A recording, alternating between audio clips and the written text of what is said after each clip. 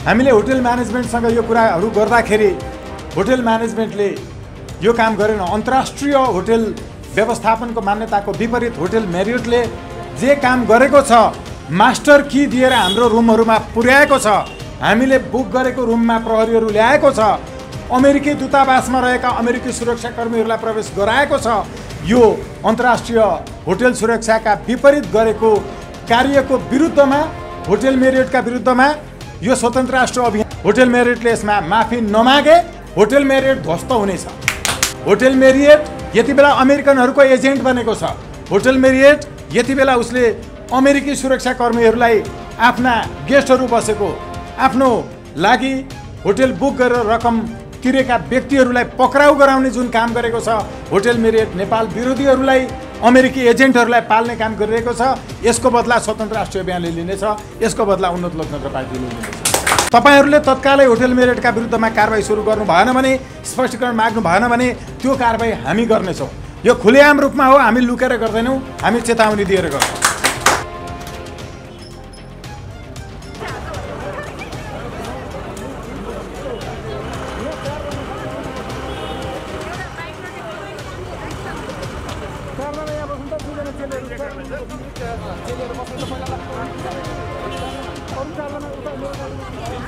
Hotel book गरिएको थियो। सचिवालय सदस्य हुनुहुन्छ गङ्गामाया नामबाट नै अर्को एउटा खण्डकाव्य पनि त्यही चाहिँ सिर्जना गरिसक्नु भएको छ र आजै उहाँको हतकडी लगाएको हातबाट विमोचन पनि भएको छ। म कृष्णप्रसादज्यूलाई पनि खाता अर्पण गरिदिन आग्रह गर्दछु। हाम्रो त्यसै गरिकन विकर रियालज्यूबाट म रोसा नेपालज्यूलाई खाता अर्पण गरिदिनु हुन आग्रह गर्दछु र म विनम्रतापूर्वक सङ्गीता सारथीज्यू जो केन्द्रीय सदस्य हुनुहुन्छ, उहाँलाई पनि साहित्यकार पनि हुनुहुन्छ, जोरदार ताली बजाउँ, जो सबैभन्दा पहिला होटलभित्र प्रवेश गर्नुभएको थियो, र धावा बोल्नुभएको थियो। हामीले स्वतन्त्र राष्ट्रिय अभियानको तर्फबाट, उन्नत लोकतन्त्र पार्टीको तर्फबाट उठाउँदै आएका जति विचारहरू छन् त्यो मध्ये तात्कालिक रूपमा एमसिसीको विरुद्धमा हामीले राखेको दृष्टिकोण, हामीले राखेको अवधारणाहरू जे छ, यसलाई अरू सङ्गठनहरूले, अरू दलहरूले, अरू अभियन्ताहरूले वास्तवमा सधैँभरि अध्ययनको समय नपुग्न पनि सक्छ, अध्ययनको कमीको कारण पनि हुनसक्छ। जे एजेन्डाहरू उठाएका थियौँ ती एजेन्डाहरूलाई साँच्चै अध्ययन गरेर फेरि आफूहरूले पनि उठाउन थालिदिनु भएको छ। यसका लागि पनि हामी धन्यवाद ज्ञापन गर्छौँ। तर महत्त्वपूर्ण रूपमा अहिले पछिल्लो समयमा हामीले मात्रै वास्तवमा एमसिसी विरुद्धको अर्थपूर्ण आन्दोलनलाई प्रभावकारी ढङ्गले उठाउँदै आएको कुरामा केवल हामी जस मात्रै लिँदैनौँ कि प्रभाव चाहिँ परेको छ भन्ने एकपटक स्मरण गराउन चाहन्छौँ। हामीले जति बेला अमेरिकन एम्बेसीभित्र प्रवेश गरेर पठाएका थियौँ तत्कालीन अमेरिकी राष्ट्रपति डोनाल्ड ट्रम्पलाई प्रोटेस्ट लेटर, विरोध पत्र, त्यही विरोध पत्र एमसिसीको उपाध्यक्ष नेपाल आउँदाखेरिको समयमा हामीले होटल मेरियटका 8वटै तल्लाहरूमा दुई-दुईवटा चाहिँ कोठाका हिसाबले पहिल्यै बुक गरेर त्यहाँबाट एकैचोटि बाहिर निस्किएर एमसिसी उपाध्यक्ष सुकुमारलाई भेट गर्नका लागि व्यवस्थापनसँग कुरा गरेर र अन्तर्राष्ट्रिय होटल सेवाको मान्यता अनुसार होटलमा बसिरहेको व्यक्तिलाई भेट्न आउने व्यक्तिका बारेमा जानकारी दिनु होटल व्यवस्थापनको अन्तर्राष्ट्रिय मान्यता अनुकूल हो, त्यसको सङ्गतिमा थियो। हामीले होटल म्यानेजमेन्टसँग यो कुराहरू गर्दाखेरि होटल म्यानेजमेन्टले यो काम गरेन। अन्तर्राष्ट्रिय होटल व्यवस्थापनको मान्यताको विपरीत होटल मेरियटले जे काम गरेको छ, मास्टर की दिएर हाम्रो रुमहरूमा पुर्याएको छ, हामीले बुक गरेको रुममा प्रहरीहरू ल्याएको छ, अमेरिकी दूतावासमा रहेका अमेरिकी सुरक्षाकर्मीहरूलाई प्रवेश गराएको छ। यो अन्तर्राष्ट्रिय होटल सुरक्षाका विपरीत गरेको कार्यको विरुद्धमा, होटल मेरियटका विरुद्धमा यो स्वतन्त्र राष्ट्र अभियानले कारबाही गर्नेछ र उन्नत लोकतन्त्र पार्टीले यसलाई कारबाही गर्नेछ। हामी अन्तर्राष्ट्रिय मान्यता अनुकूल यसका विरुद्धमा पहिला कानुनी कारबाहीमा जानेछौँ। होटल मेरियटले यसमा माफी नमागे होटल मेरिट ध्वस्त हुनेछ। हामी होटल मेरिटले जे काम गरेको छ नेपाल भूमिमा हामी अन्तर्राष्ट्रिय होटल सेवाको मान्यता विपरीत हुने गतिविधिलाई स्वीकार गर्न सक्दैनौँ। होटल मेरिट यति बेला अमेरिकनहरूको एजेन्ट बनेको छ। होटल मेरिट यति बेला उसले अमेरिकी सुरक्षाकर्मीहरूलाई आफ्ना गेस्टहरू बसेको आफ्नो लागि होटल बुक गरेर रकम तिरेका व्यक्तिहरूलाई पक्राउ गराउने जुन काम गरेको छ, होटल मेरिट नेपाल विरोधीहरूलाई अमेरिकी एजेन्टहरूलाई पाल्ने काम गरिरहेको छ। यसको बदला स्वतन्त्र राष्ट्रिय अभियानले लिनेछ, यसको बदला उन्नत लोकतन्त्र पार्टीले लिनेछ। यो विषयमा हामी तत्कालै होटल व्यवस्थापन सङ्घ त्यसै गरिकन होटल एसोसिएसनको पनि ध्यानाकर्षण गराउन चाहन्छौँ। तपाईँहरूले तत्कालै होटल मेरिटका विरुद्धमा कारबाही सुरु गर्नु भएन भने, स्पष्टीकरण माग्नु भएन भने त्यो कारबाही हामी गर्नेछौँ। यो खुलेआम रूपमा हो, हामी लुकेर गर्दैनौँ, हामी चेतावनी दिएर गर्छौँ। हामी कुनै पनि व्यवधानहरूलाई तत्कालै छुटाएर चुडाएर टुक्र्याएर अगाडि बढ्न सक्ने सामर्थ्य राख्छौँ।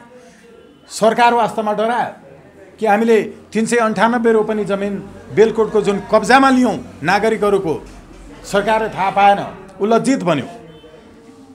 आन्दोलन यस्तो पनि हुन्छ, केही सञ्चार माध्यमहरूले हामीलाई याएर लेख्ने प्रयत्न गरे, कार चढेर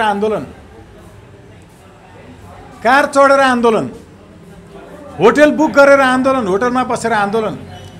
56 अर्बले जुन नेपाल सक्न खोज्दैछ नि, 10 अर्ब हामी खर्च गर्छौँ यसलाई तुल्याउनका लागि।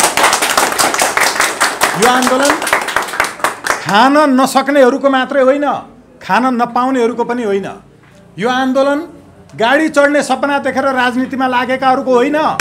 यो आन्दोलन घर बनाउनका लागि राजनीति गर्नेहरूका लागि होइन, गाडी चढिसकेकाहरूको पनि आन्दोलन हो, घर बनाइसकेकाहरूको आन्दोलन हो। यो आन्दोलन हुने खानेहरूको पनि आन्दोलन हो, राष्ट्रिय पुँजीपति वर्गको पनि आन्दोलन हो। हामी राष्ट्रिय पुँजीपति वर्गको संरक्षण गर्न चाहन्छौँ, हामी नेपालका उद्योगी व्यवसायहरूको संरक्षण गर्न चाहन्छौँ र सँगसँगै हामी श्रमजीवी जनताको प्रति घण्टाको हिसाबले तलब लिने व्यवस्था ल्याउन चाहन्छौँ।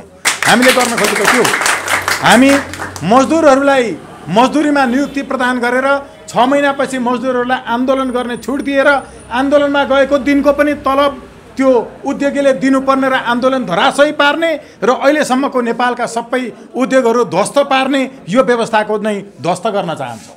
हामी साँच्चै मजदुर वर्गको, साँच्चै राष्ट्रिय पुँजीपति वर्गको, साँच्चै नेपालको आफ्नो राष्ट्रिय स्वाधीनता बचाउने वर्गको पनि नेतृत्व गरिरहेका छौँ। त्यसैले होटल मेरिट जो अमेरिकी एजेन्टहरूको नेतृत्व गरिरहेको छ, होटल मेरिट जसले नेपालमा रहेको हामी अहिले जुन ढङ्गले होटल बुक गरेर बसेका थियौँ, यसरी बुक गरेर बस्ने व्यक्तिहरूलाई होटलमा सुरक्षाकर्मी ल्याएर, त्यस पनि विदेशी सुरक्षाकर्मीहरू ल्याएर पक्राउ गराउने कार्य अन्तर्राष्ट्रिय अपराध हो कि होइन? यस्तो गर्नुहुन्छ। यो होटल व्यवस्थापनको मान्यता विपरीत छ कि छैन?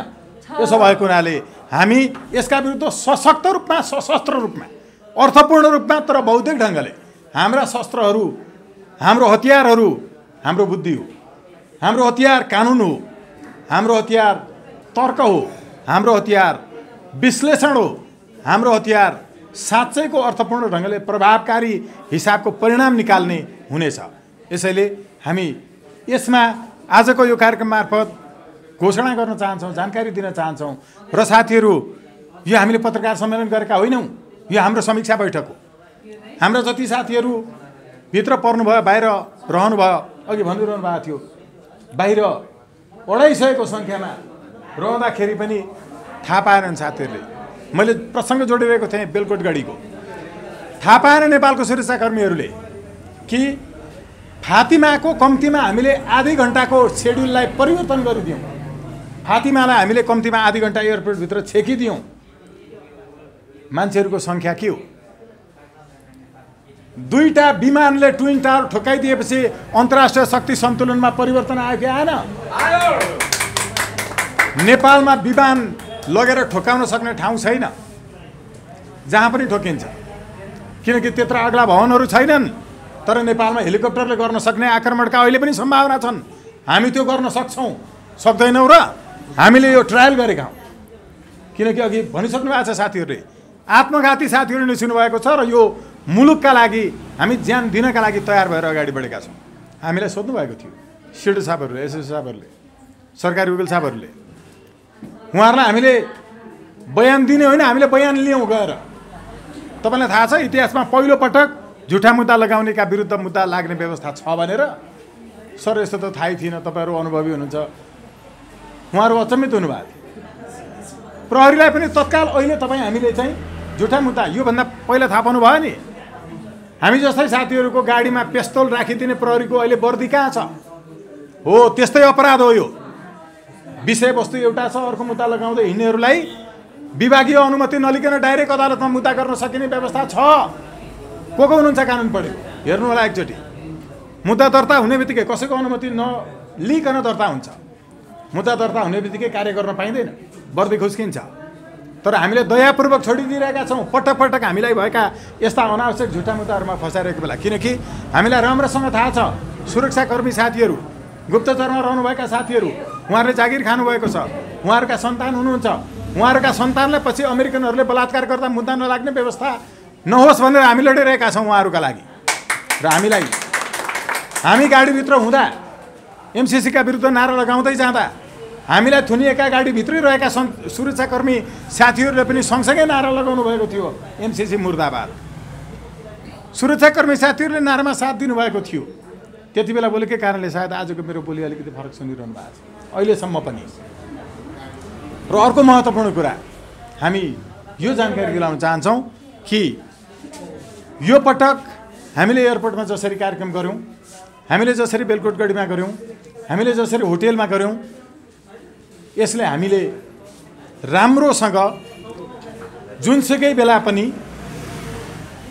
जहाँ पनि हाम्रो योजना अनुसारको हामीले एट्याक गर्न सक्ने, हामीले नियन्त्रणमा लिन सक्ने र यो राज्य व्यवस्थालाई अन्त्य गर्न सक्ने हामीसँग सामर्थ्य छ।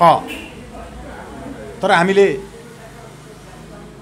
अहिले शान्तिपूर्ण रूपमा यी कामहरू अगाडि बढाउनु पर्छ भनेर गरिरहेका छौँ। हामीले के लेखेका थियौँ? केही साथीहरूले भन्नुभयो कि यसले अर्थ के राख्छ?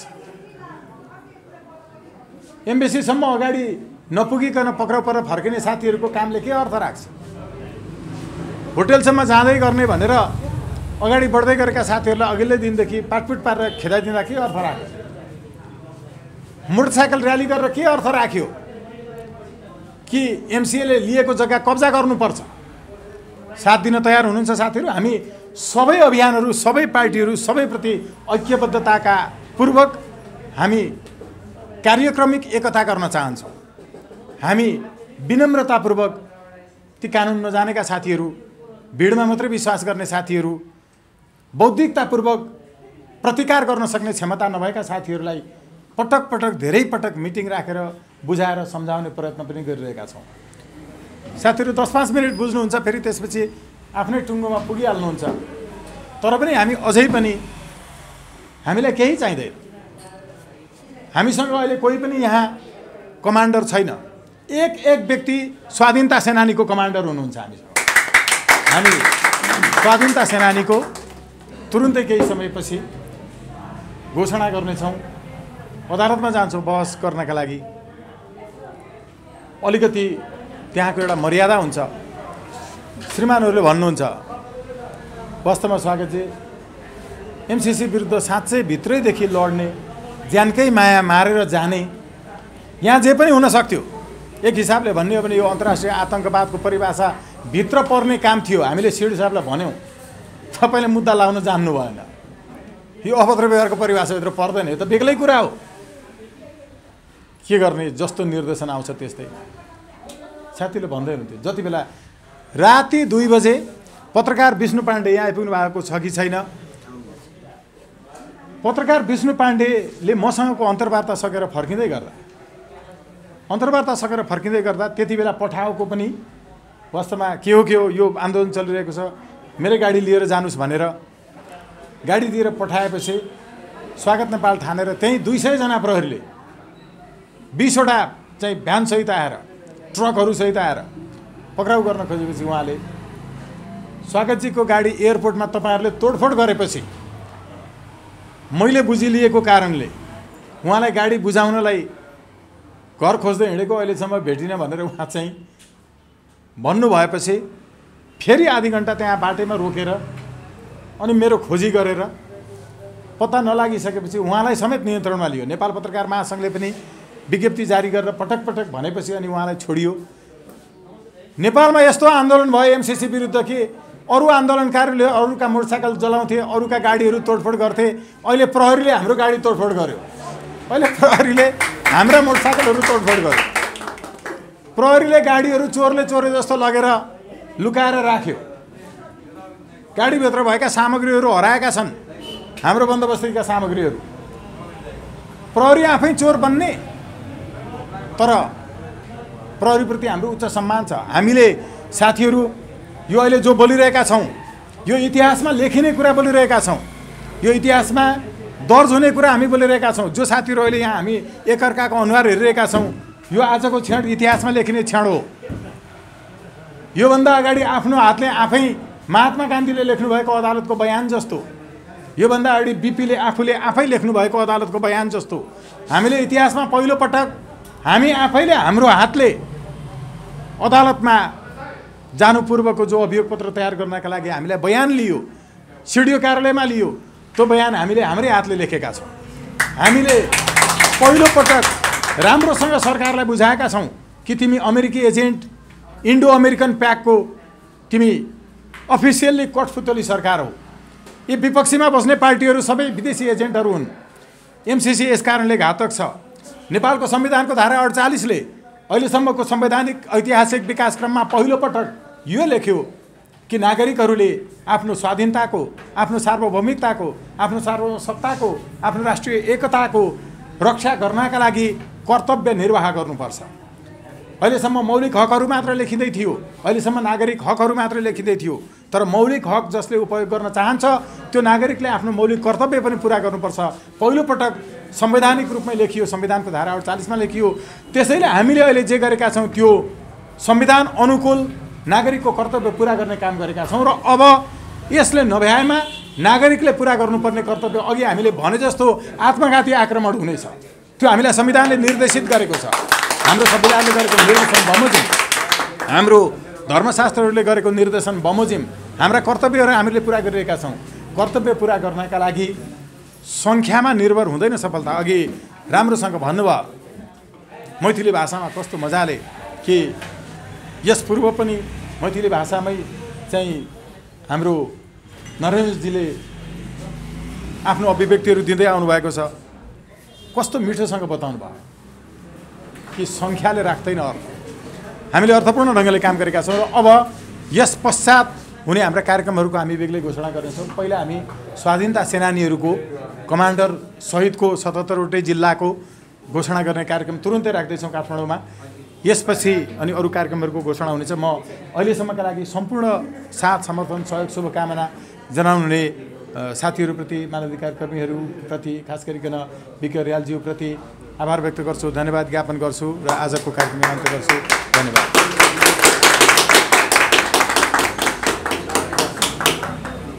नेपाल भ्रमणको सन्दर्भमा उन्नत लोकतन्त्र पार्टीले गरेको क्रिएटिभ आन्दोलनलाई नागरिकले रोल नम्बर 1 मा राखेका छन्, जिपिए 4 दिएका छन्।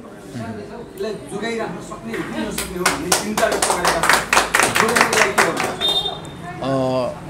एकदमै धेरै हाम्रो नेपाल पुकारको तर्फबाट र अरू साथीहरूको तर्फबाट पनि स्वतन्त्र राष्ट्रिय अभियान र उन्नत लोकतन्त्र पार्टीको गतिविधिप्रतिको मूल्याङ्कन सहितको वास्तवमा आन्सर्ड क्वेसन राखिदिनु भएकोमा, उत्तरित प्रश्न राखिदिनु भएकोमा आभार व्यक्त गर्छु। र खासमा हामीले जे कामहरू गर्दै आएका छौँ यो कामको हामी अर्थपूर्ण ढङ्गले यसलाई बचाइराख्न मात्र होइन, विकास गर्न मात्र होइन, परिणाम निकाल्नका लागि सबैभन्दा पहिला हामी स्वाधीनता सेनानीको घोषणा गर्दैछौँ। स्वाधीनता सेनानीको 77वटै जिल्लामा हुनेछ र जति पनि अन्तर्राष्ट्रिय रूपमा इक्वल फुटिङमा नभएका सन्धि सम्झौताहरूको विरुद्धमा कामहरू गर्ने, यो राज्यले न्याय नदिएकाहरूका लागि कानुन बमोजिमले न्याय दिनका लागि पहिला काम गर्ने, त्यो भएन भने सङ्गठनले आफ्नो ढङ्गले काम गर्नका लागि यो घोषणा गर्ने कामहरू गर्दैछ। र हामी पहिला स्वाधीनता सेनानीको घोषणाबाट यी कामहरू अगाडि बढाउँछौँ। तर विनम्रतापूर्वक यो अनुरोध गर्छौँ कि यसपछिका कार्यक्रमहरू हामीले जो गर्नेछौँ त्यसलाई डिस्क्लोज गर्नका लागि हामीलाई चाहिँ दबावमूलक प्रश्न गरिदिनु भएन भने त्यो कार्यक्रम सफल हुनेमा हामी विश्वस्त छौँ। र अर्को कुरा के छ सँगसँगै भने वास्तवमा हामीले अहिलेसम्म केही साथीहरूको चाहिँ आलोचना खेपेका छौँ। हाम्रा कार्यक्रमहरू अरू पार्टीको अरू अभियानको जस्तो पहिल्यै घोषणा गरेर गर्ने हो भने थामी नसक्नुको सङ्ख्यामा मान्छेहरूको उपस्थिति हुनेछ। यतिसम्म कि यहाँ आफैले स्वीकार गर्नुहुन्छ हामीले पत्रकारहरूलाई पनि जानकारी दिने गरेका छैनौँ, होइन र? हामीले पत्रकारहरूलाई पनि जानकारी दिने गरेका छैनौँ। हामीले वास्तवमा भन्ने हो भने हामीभित्रको पनि एकदमै आधिकारिक, तपाईँले अहिले यहाँ उपस्थित हुनुभएको सबैको गोजीबाट आग्रह गर्नुभयो भने आफ्नो सदस्यता नम्बरसहितको सदस्यता देखाउनुहुन्छ। हामी सदस्य नभएको मान्छेलाई आन्दोलनमा नआउन आग्रह गर्छौँ। हामी हाम्रो सदस्य बाहेक एकजना पनि आन्दोलनमा नआओस् भन्ने चाहन्छौँ। किनभने नेतृत्व भनेको जनतालाई गोली खान लगाएर आफू पछाडि लुकेर भाग्ने होइन, जनतालाई 17,000 मारेर आफू सत्तामा जाने होइन। पहिला हाम्रा गाडी फोरियुन्, पहिला हाम्रा मोटरसाइकल चलाइन्, पहिला हामीले अहिले हाम्रो घनश्याम घिसिङजी, कपिलकान्त कार्कीजी, त्यसै गरिकन हाम्रो गोपाल चन्द्र गोहितजी लगायत 3 जना साथीहरूलाई अझै पनि अमेरिकी सुरक्षाकर्मीले कहाँ राखेको छ थाहा छैन। अहिले पनि बेपत्ताको अवस्थामा हुनुहुन्छ। हामी यसको खोजी मात्रै गर्ने छैनौँ, बदला लिनेछौँ नेपालमा अमेरिकनहरूसँग। इन्डो अमेरिकन प्याकका विरुद्ध हामी बदलापूर्ण आन्दोलन गर्नेछौँ। त्यसो भएको हुनाले हामीलाई अहिले यी कार्यक्रमहरू वास्तवमा सफल बनाउनु छ। त्यसो भएको हुनाले नै पत्रकार सम्मेलन गरेर जानकारी नदिकन कार्यक्रमहरू गर्दै आएको यो बाध्यतालाई बुझिदिनु हुन आग्रह गर्दछु। को दबाब दिनको लागि चाहिँ तपाईहरु संयुक्त राष्ट्रसंघ जाँदै हुनुहुन्छ भन्ने कुरा चाहिँ कति डिस्क्लोज गर्ने चाहिँ नैतिक दबावमूलक प्रश्न नगरिदिन आग्रह गरेको थिएँ, तर पनि हामी यसको तयारीमा छौँ र यो चाँडै सफल हुनेछ। सायद अहिले यो प्रश्नको जवाफको कारणले एयरपोर्टमा हामीलाई नरोकियोस्।